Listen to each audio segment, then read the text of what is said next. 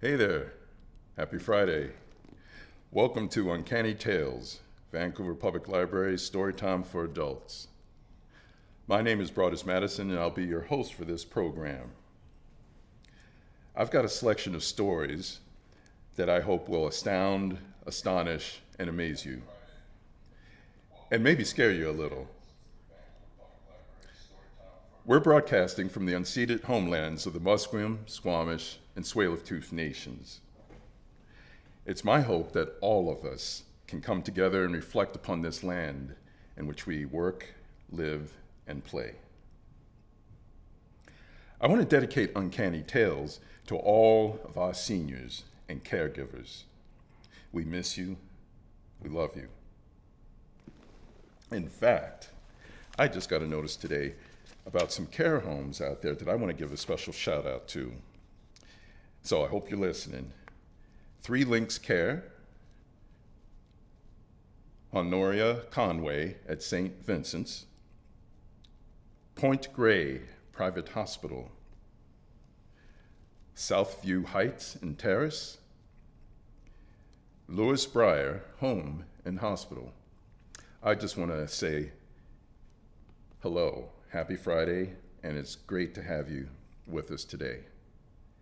And if any of you out there have a care home or a caregiver that you'd like to have shouted out on Uncanny Tales, just message us and we'll take care of that the next episode.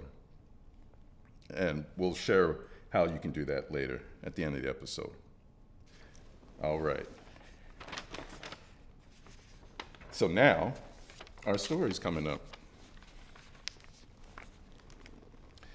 We are going to read today for you The Dead Man's Story by Julius Long. I don't want to spoil too much, but it's the story of a unique experience of a man who has a special power, and he could see things. He can see the future, and he see things that happen before they actually do happen. And sometimes it sounds like a gift, but other times it could be a curse. So let's get into the story. I awoke from a sound sleep. I lay deeply ensconced beneath the blankets of my ancient four-poster bed. Only the feeble rays of the moonlight penetrated through the tall, narrow windows of my bedchamber. They outlined four perpendicular triangles of soft light, which stood like buttresses within the walls. The high ceiling hung invisible above me. I had momentarily the sensation that I had been aroused from slumber in some large, old, decaying cathedral of Gothic design. About my throat were clutched the bony fingers of a murderer. Through the nocturnal gloom, I saw the satanic features of a man who seemed oddly familiar, yet uncannily unlike any human being I had ever known. It was only slowly that it dawned upon my scarcely conscious mind that the face above me was that of Abner, my valet. I wondered why he looked so strange, why he was awakening me in the middle of the night. I began immediately to fear that some calamity had befallen Eloise, my not very loving wife. That she was out this night, I knew, for Eloise was always gone, enjoying herself with whoever were second her escape from the miserable invalid, which I was. But I loved her and feared without cessation for her well-being. I summoned my somnolent energy in an effort to speak. My laryngeal muscles refused to obey. My voice remained captive in my throat. With tremendous suddenness, as if to make up for wasted seconds of semi-consciousness, I realized that Abner was strangling me. I cannot say why I had not sooner appreciated the awfulness of his purpose. Involuntarily, every muscle of my body contracted, almost shaking me from Abner's grasp. As he reinforced his hold, my hands clutched wildly at his wrist, but I was feeble, stricken with a mortal, enervating disease. My efforts were pathetic. I knew with terrible certainty that I was doomed. I could only wait until the anesthesia of death palled upon me, robbing my body of life, at the same time freeing it of pain. My pain was not that of suffocation. It was not feeling, but reason that told me how I was dying. I felt only the cruel nails of Abner's long fingers, the brittle bones of his ghastly hands as they sank inexorably into my flesh. I struggled not for breath, but to end the pain inflicted by that relentless grip. In my agony, the thought flashed upon me that never before had I witnessed a more appalling manifestation of the irony of fate.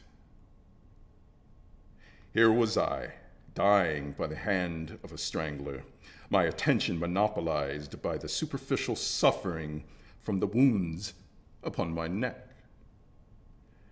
I recall with astounding clarity the acute pain caused by the ring on Abner's finger. It was turned inward, obviously meant to mutilate, and it was worn on his left hand. I had never known him to wear a ring. I rebelled against the unreasonableness of the situation. Such a thing could be. The entire affair seemed a horrible, horrible joke. Was I dreaming? Why would Abner do this thing to me? It had never occurred to me that he could have had a motive for this crime. I had always been a decent and considerate employer. During the 20 years of our association, we had been more like friends than master and man. It was Abner who had made life supportable to me when Eloise had deserted my bedside to caper with the light folk of her set. It was he who had ever soothed my troubled nerves with his kind solicitude.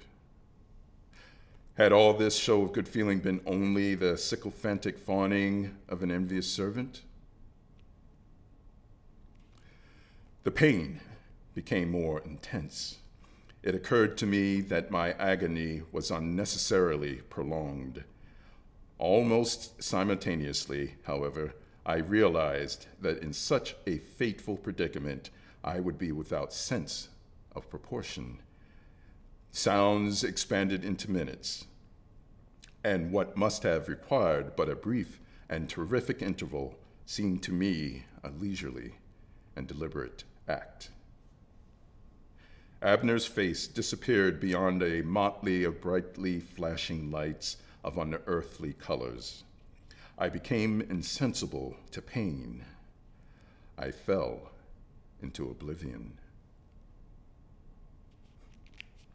Eventually, I regained consciousness. But what a consciousness it was. My very soul seemed to penetrate into every nook and cranny of that room. A spectator at my own tragedy, I saw myself lying supine in my bed. The murderous fingers of Abner still clutched my throat. He grunted as he tightened his grip in a last squeeze. He but wasted his strength, for I, his victim, was already dead. For minutes, he stood as if in a trance, benumbed by the terrific force of his suddenly released conscience. His murderous passion spent, he lapsed into the powerless apathy of the exhausted debauchee. At last, his natural hypocrisy came to his rescue. His mind, fed both by impulses from his subconscious thought and cant phrases accumulated through association with mankind, set about to rationalize his conduct. For egoistic and purely inexcusable motives, he unctuously substituted motives of an unselfish, even benevolent nature. Abner's lips did not move. No sound issued from his throat. Nevertheless, I heard the voice of his thought. "Andrew Madison," said he, "you are no longer a great financier, a great philanthropist who gives only for profit. Little good will your famous wealth avail you now. You are only a sallow lump of organic matter on the way to becoming dirt. Your soul has gone to hell, devil take it. I have served God by ending your days.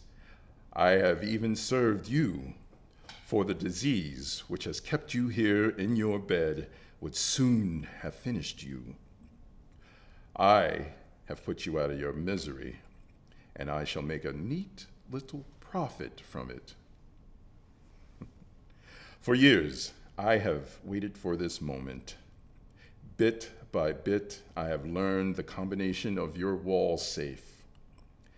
Many months more have I waited for you to fill it with negotiable securities. At last, you have played right into my hands. My hour has come. In a moment, I shall have $200,000, all in unregistered bonds. I shall hide them where no eyes will ever discover them. After all, who will think of searching the hollow duralumin furniture of your wife's living room? And if a discovery is made, I shall lose my fortune, but not my neck, for only your wife will be incriminated.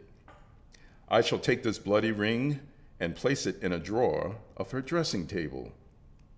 It is her own ring, the engagement ring you yourself gave her, Andrew Madison. You did not know that she removed it before she went out to her parties. She always has, Andrew Madison. She has always hated you. She married you only for your wealth. You should have known that, you ugly old fossil. She will be tried and convicted for your murder. Of this crime, she is innocent, but she well deserves her fate, just as I, your faithful slave, deserve the wealth which will soon be mine. For years, I have submitted to your overbearing will, endured the meanness of your petty ways. At last, I shall have my reward. Thus is justice brought into this world. After this very appalling speech, for though his lips did not move, I distinctly heard the voice of his thought, Abner stared idly upon my body. I, too, directed my gaze to the physical remnant of myself. I could not look upon the corpse with that detached indifference which I had so often felt in the presence of the dead. I seemed to retain in my corporeal self a very sympathetic and personal interest, the equity, as it were, of a retired senior partner. Somewhere in the house, there sounded, with an exaggerated clarity, a loud creaking. The rising wind had probably strained a rafter of the roof. Abner started from his thoughts, and fear stirred within him. Appreciating his really precarious situation, he hastily approached the wall safe and grasped the knob. He knew the combination well and was not long about the business. Greedily, he removed the precious bonds which I had had my secretary insert there. He closed the little round door and retreated. After flinging one final hateful look at my corpse, he left the room. I felt an impulse to follow him, but found that I could not venture from that body to which I seemed inexplicably attached. I remained in the shadows of my room, watching by my corpse. Before very long, I was constrained to admit that I was not a very lively companion. I became engrossed in sympathy for my poor carcass, much in the manner of any man who endures solitude for a very long while. I wondered how soon should be discovered. I felt very sorry for my neglect. As daylight intruded into my room, I saw with horror that the muscles of my limbs stiffened and tightened. I recognized the appearance of rigor mortis. I noted the lividness which had imperceptibly marred my throat. I turned away in disgust from the clotted blood upon the wound made by the diamond ring Abner had worn for the purpose of incriminating Eloise. Had a body now housed my soul, I would have shuddered, for the very thought of the fate which awaited my wife oppressed me with unendurable force.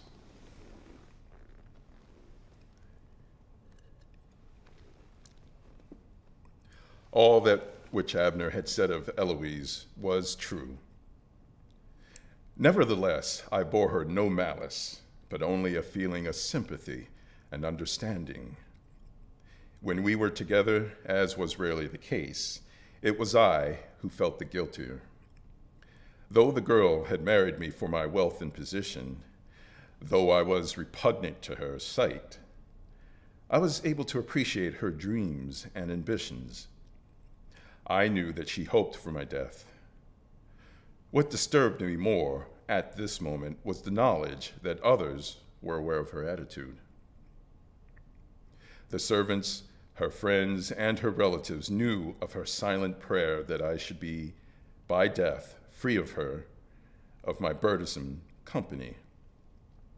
The stage was set for a great and unavoidable judicial error, and I trembled from sympathy for its victim. Despite the judgment of more sober men, Eloise had brought me more of happiness than displeasure, more of light than darkness. She was one of those rare creatures whose mere existence is enough to awaken an unselfish delight. Her habitation of my home made life in it endurable. That she was indifferent to me seemed immaterial. She was like a beautiful work of art which does not displease us the less because of its impersonality. Such was my emotion, my dread. After what seemed an eternity, Abner himself appeared in the room. He was so thoroughly hypocritical that, despite the absence of witnesses, he simulated all the emotions fitting the occasion. He even managed to achieve a semblance of grief. There was genuine horror in his voice as he summoned the police with the phone at my bedside. He rushed out of the room. He reappeared soon afterward, Eloise at his side. Her grief was more sincere than I had any right to expect. An emotional reaction made itself felt within her. Hatred gave way to a sympathy which merged subtly into love. Repentance wrung tears from her eyes. Abner retreated with a delicacy of feeling that was a refinement of his hypocrisy. Alone, her bosom undulating rapidly beneath the soft caresses of her white silken lingerie, Eloise looked down upon my expressionless face and prayed silently for my forgiveness. I would have given my eternity to have been able to speak to her, to have assured her that I bore her no malice, but only the kindliness of understanding. Eloise was standing there when the police arrived. They prodded her with idiotic questions. They tortured her with insolent innuendos. Before very long, a detective appeared triumphantly with the ring that Abner had planted. Eloise was boldly accused of my murder. She was too much overcome to defend herself, too startled to comprehend the course of events which was tightening like a noose around her throat. She fell hysterically sobbing beside my bed, the photographers greedily recording her misery. An assistant district attorney came officiously into my chamber and made his importance unpleasantly felt by Eloise, over whom he leered like an omnipotent god. A matron from the jail came and took Eloise away. As she passed from my sight, out of my vision forever, an overwhelming anguish, a spiritual pain such as no mortal man has ever suffered, seized me, and my spirit writhed in agony. I could not endure this final, forced desertion of my beloved Eloise at the very moment when her heart was opened to me. I sought extinction. Blackness enveloped me. You, my reader, will say that I have dreamed a dream, endured the torture of a nightmare. You may believe that I have been the victim of a frightful hallucination, but you are mistaken. It has been my singular privilege to experience my own assassination in advance of the fact. By some strange circumstance, I have been permitted often to live twice the more significant episodes of my life. It's almost as if a needle of a phonograph had slipped upon the record and played a few bars ahead of time, then returned to its original position to play in its proper sequence the melody recorded. Such, at least, is the nearest analogy I can find to describe the phenomenon of which I write. I have pondered much upon my strange experiences without ever achieving a very satisfactory explanation of their being. Perhaps the mind of man is only a sort of phonograph for the reception of events in their proper order. Such machines are improperly constructed, and the sequence is occasionally broken. If such be the case, such a machine am I. I suppose there are some who would envy me my faculty to read into the future. They would like to live twice through the happiest moments of their lives, even at the cost of enduring its most agonizing misfortunes. But they are deluded. Fortune, says Machiavelli, is a woman who, to be kept under, must be beaten and roughly handled. Alas, to me, fortune is only a woman whose blandishments have come uncomfortably familiar. I taste of her favors long before she chooses to bestow them, and her pretty speeches have bored me years before they leave her lips. Far away, she is a beautiful ideal. Close up, she's only a vixen with a reproach. My motive for writing this account of my adventure into the supernatural is to save my beloved Eloise from the fate my ungrateful valet, Abner, has so maliciously planned for her. You may wonder why I do not send Abner away. I marvel at my own inactivity. However, my end is near. I am confined to my bed, my deathbed. I know not precisely when I shall awaken to discover the murderous Abner above me, but I am certain the day is not distantly removed. I feel powerless to alter my fate. Against this malicious, mysterious force, rebellion is in vain, for all history proves that men may second fortune, but cannot oppose her, may weave her webs, but cannot break them. Thus, I struggle not to alter fate, to postpone my death. I only desire to spare Eloise the legal execution Abner has planned for her. I shall deem myself rewarded if once again I can see love swell her sweet bosom and rout revulsion from her heart. Such is the price of love. Now, this is a note from former District Attorney Wade. I have submitted the above document in the best of faith. It was given to me by Andrew Madison's lawyers shortly after his murder.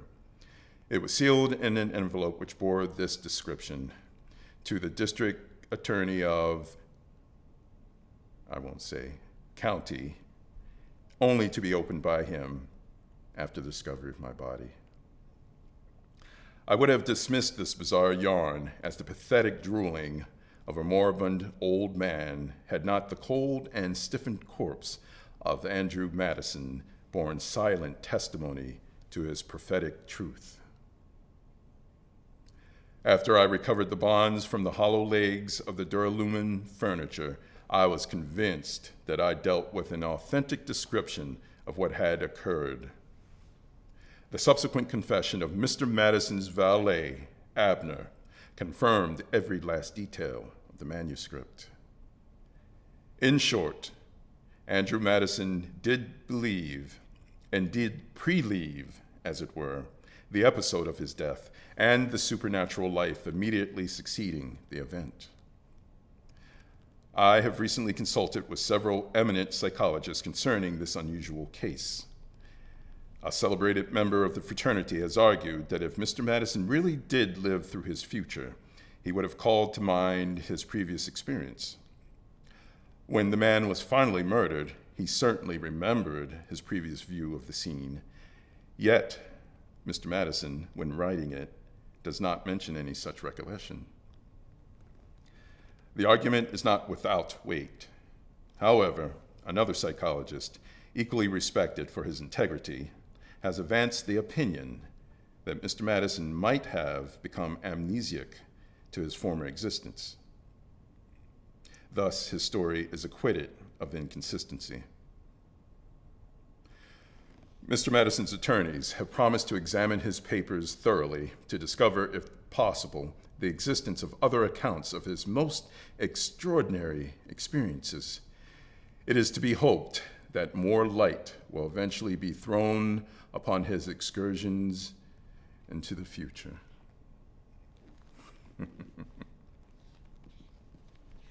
Sometimes a gift, sometimes a curse. Do you have a power that you sometimes wish you didn't have? Let's see how much time we have today. Oh, I think we have another time for another story. So our second story for today, and this is in celebration of our first episode, I have another nice little story. This is called Thus I Refute Beelzy by Mr. John Collier. There goes the tea bell, said Mrs. Carter. I do hope Simon hears it. They looked out from the window of the drawing room. The long garden, agreeably neglected, ended in a waste plot. Here, a little summer house was passing close by beauty on its way to complete decay. This was Simon's retreat. It was almost completely screened by the tangled branches of the apple tree and the pear tree, planted too close together, as they always are in the suburbs. They caught a glimpse of him now and then as he strutted up and down, mouthing and gesticulating, performing all the solemn mumbo-jumbo of small boys who spend long afternoons at the forgotten ends of long gardens. "Well, there he is, bless his soul," said Betty. "Playing his game," said Mrs. Carter. "Now, he won't play with the other children anymore. And if I go down there, ooh-wee, the temper. And then he comes in tired out." "Well, he doesn't have his sleep in the afternoons?" asked Betty. "Now, you know Big Simon, what his ideas are," said Mrs. Carter. "Let him choose for himself," he says. And that's what he chooses. And he comes in looking as white as a sheet. "Look, he's heard the bell," said Betty.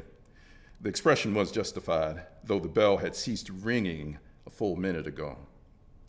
Small Simon stopped in his parade exactly as if its tinny dingle had at that moment reached his ear. They watched him perform certain ritual sweeps and scratchings with his little stick and come lagging over the hot and flaggy grass toward the house. Mrs. Carter led the way down to the playroom, or garden room, which was also the tea room for the hot days. It had been the huge scullery of this tall Georgian house. Now the walls were cream-washed. There was coarse blue net in the windows, canvas-covered armchairs on the stone floor, and a reproduction of Van Gogh's sunflowers hanging over the mantelpiece. Small Simon came drifting in and accorded Betty a perfunctory greeting. Small Simon's face was almost a perfect triangle, pointed at the chin, and he was paler than he should have been. "The little elf child," cried Betty. Simon looked at her. "No," he said. At that very moment, the door opened again, and Mr. Carter came in, rubbing his hands. He was a dentist, and he washed them before and after everything he did. "Oh, you," said his wife. "You're home already." "Well, it's not unwelcome, I hope," said Mr. Carter, nodding over to Betty. "Two people canceled their appointments today, so I decided to come home." "I said, I hope I'm not unwelcome." "Silly," said his wife. Of course not." "Now, Small Simon seems doubtful," continued Mr. Carter. "Small Simon, are you sorry to see me here at tea with you?" "No, Daddy." "No what?" "No, Big Simon." "Yes, that's right. Big Simon and Small Simon. That sounds more like friends, don't it? At one time, little boys had to call their father sir. And if they forgot, they got a good spanking. Ain't that right, Small Simon?" Mr. Carter was saying this while washing his hands once more with his invisible soap and water. The little boy turned crimson with either shame or rage. "But now you see," said Betty, trying to help, "you can call your father whatever you like." "And what," asked Mr. Carter, "has Small Simon been doing this afternoon while Big Simon has been at work?" "Nothing," muttered his son. "Then you have been bored," said Mr. Carter. "Learn from experience, Small Simon. Tomorrow, do something amusing, and you will not be bored." My goodness, I want him to learn from experience, Betty. That is my way. That's the new way.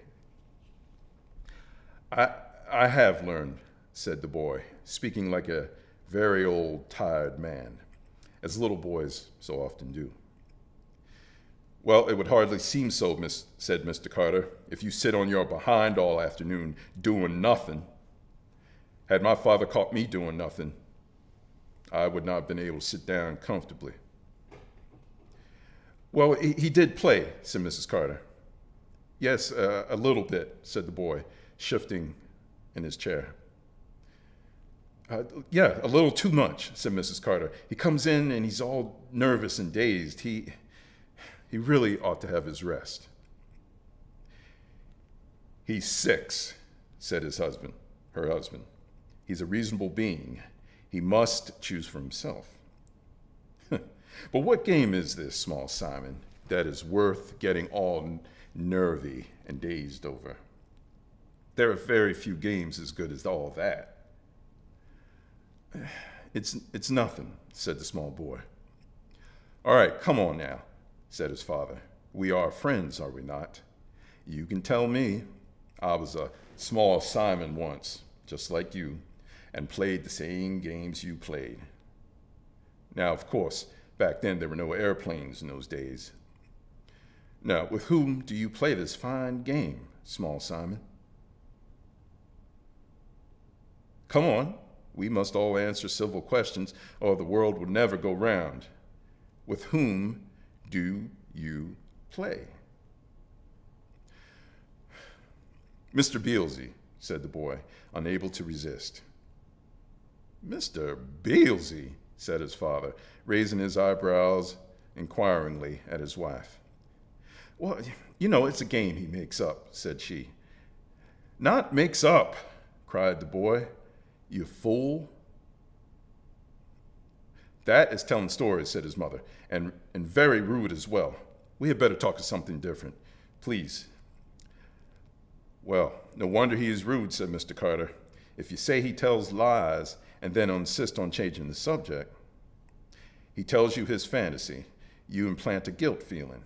So what can you expect? It's a defense mechanism. Then you get a real lie. Like in these 3, said Betty, but only different, of course. She was a blushing little liar.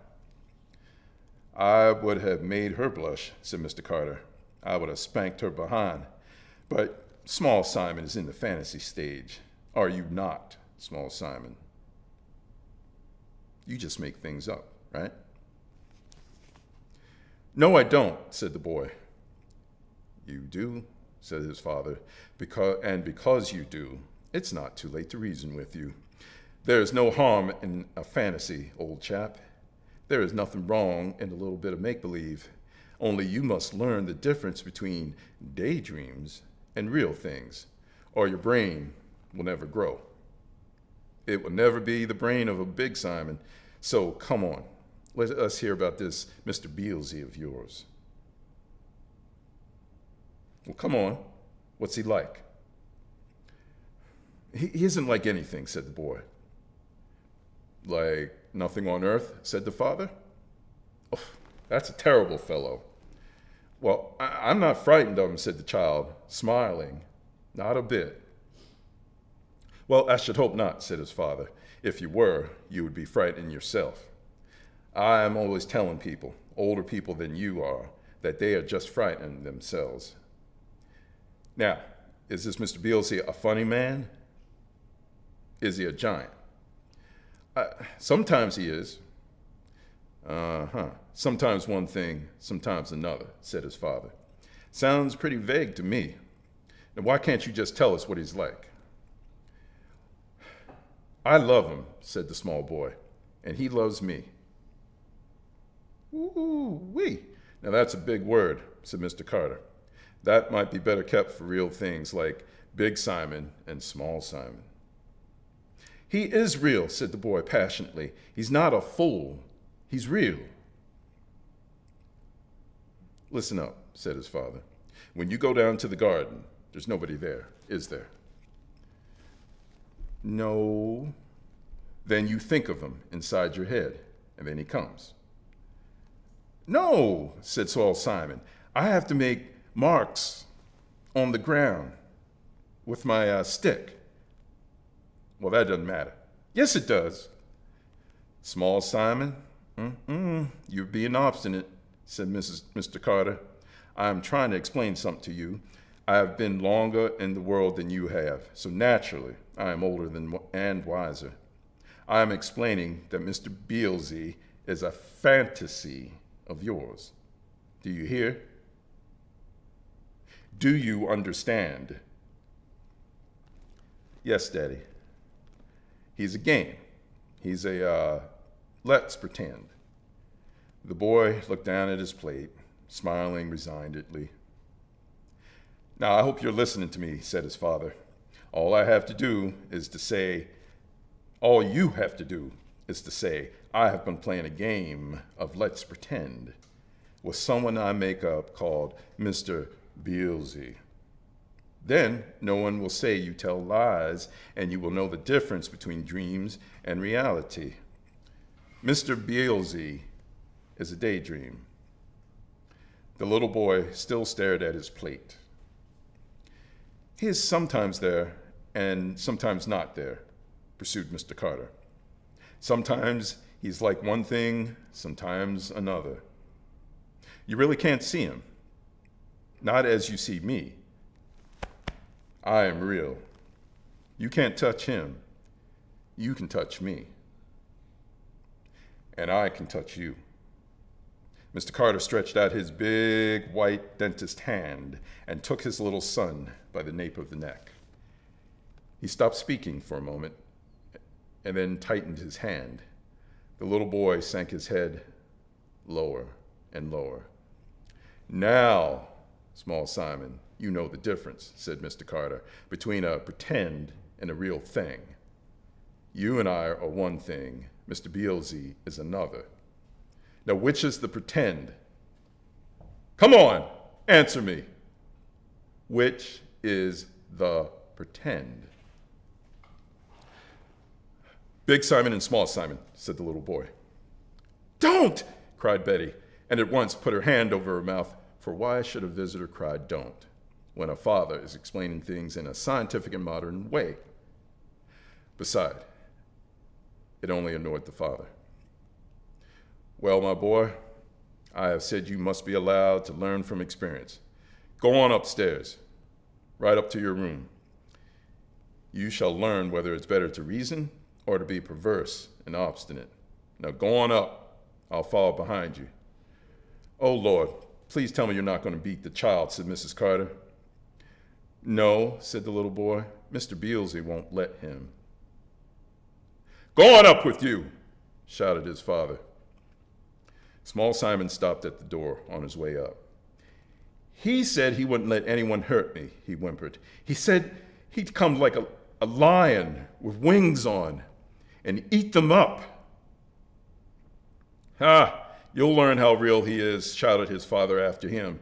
"Now, if you can't learn it at one end, you're going to learn it at the other. I'm going to whoop your behind, but I'm going to finish my cup of tea first," he said to the two women. Neither of them spoke. Mr. Carter finished his tea and very slowly left the room, washing his hands with his invisible soap and water. Mrs. Carter sat back and said nothing. Betty could think of nothing to say. She wanted to keep talking, though, because she was afraid of what they might hear. Suddenly, it came. It seemed to tear the air apart. "Good God," Betty cried. "What was that? Oh, Lord, she's done heard him." She sprang out of her chair, her silly eyes flashing behind her cat glasses. "I'm going up there," she cried, trembling. Yes. Let us go up," said Mrs. Carter. "Let us go on up, 'cause that was not Small Simon."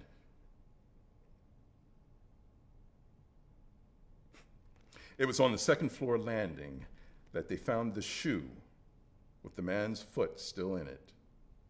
Much like that last morsel of a mouse, which sometimes falls a little unnoticed from the side of the jaws of the cat.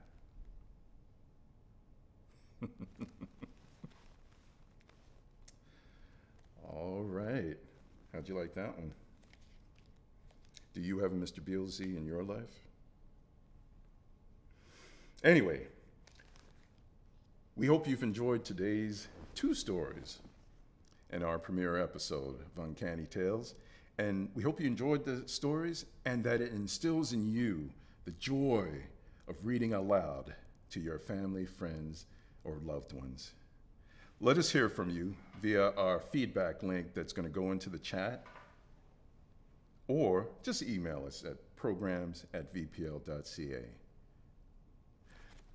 From all of us here at Uncanny Tales, we look forward to seeing you again, March 12th, 10 a.m. Tune in. Until next time, see ya. Mr. Beelzy.